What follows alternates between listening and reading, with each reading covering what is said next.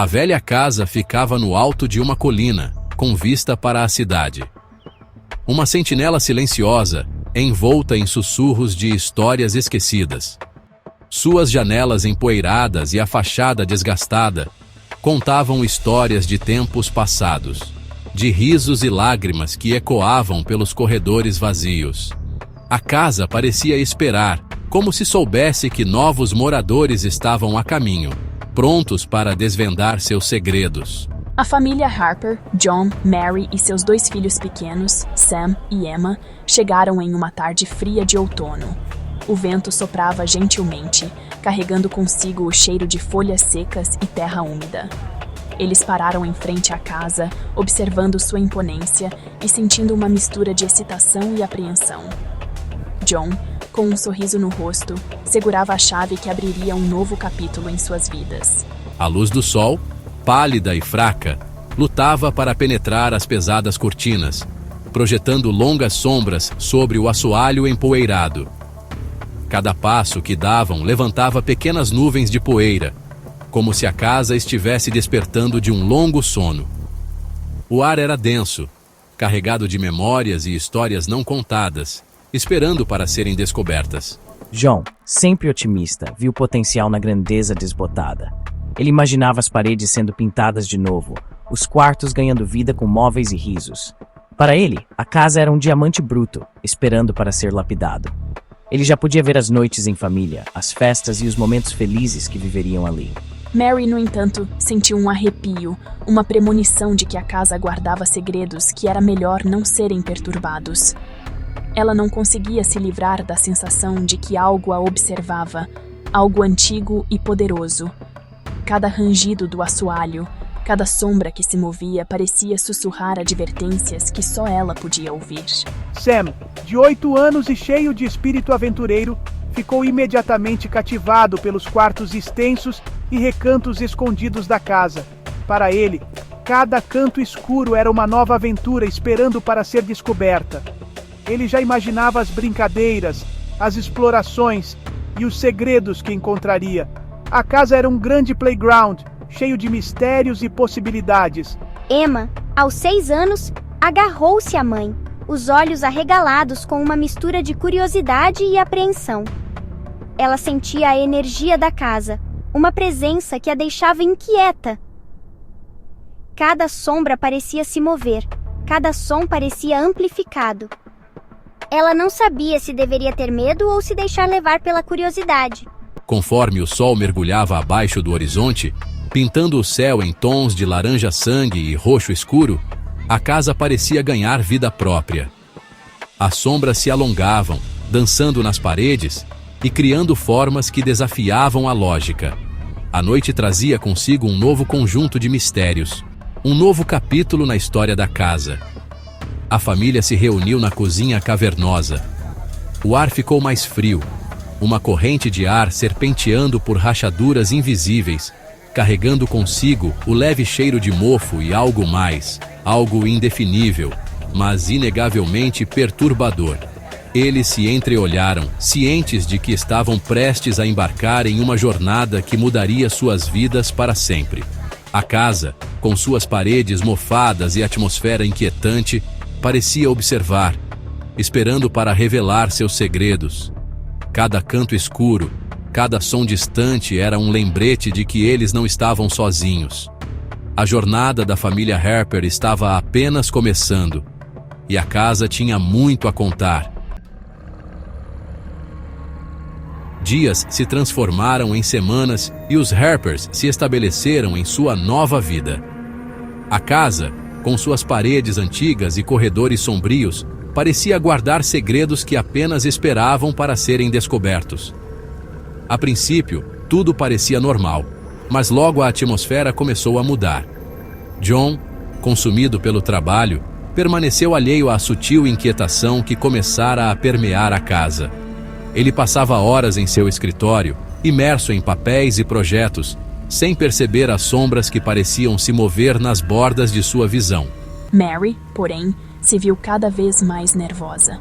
Ocorrências estranhas a atormentavam, Barulhos inexplicáveis, portas que se fechavam sozinhas e uma sensação constante de estar sendo observada.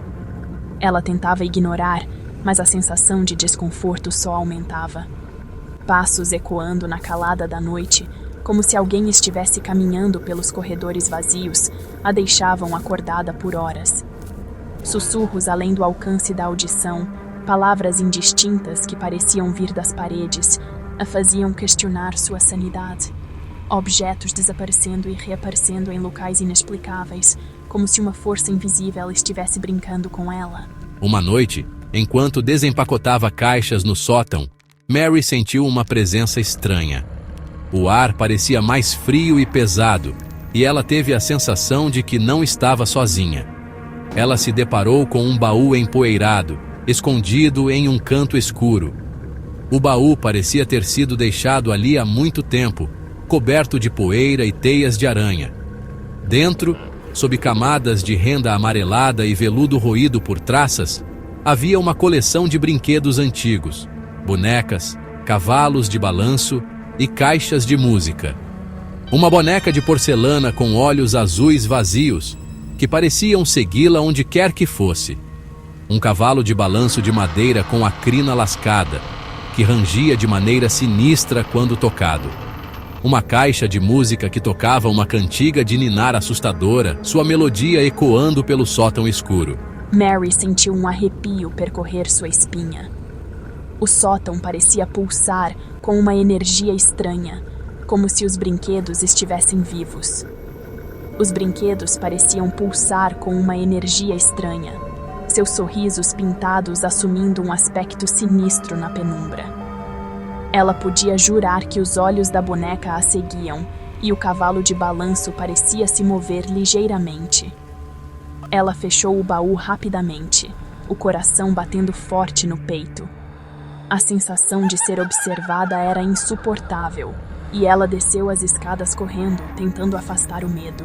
Naquela noite, deitada na cama, ouvindo o vento uivando lá fora, Mary não conseguia se livrar da sensação de que havia desenterrado algo que era melhor deixar esquecido. O vento parecia sussurrar segredos antigos, e cada som na casa a fazia pular. Ela não conseguia se livrar da sensação de que havia desenterrado algo que era melhor deixar esquecido.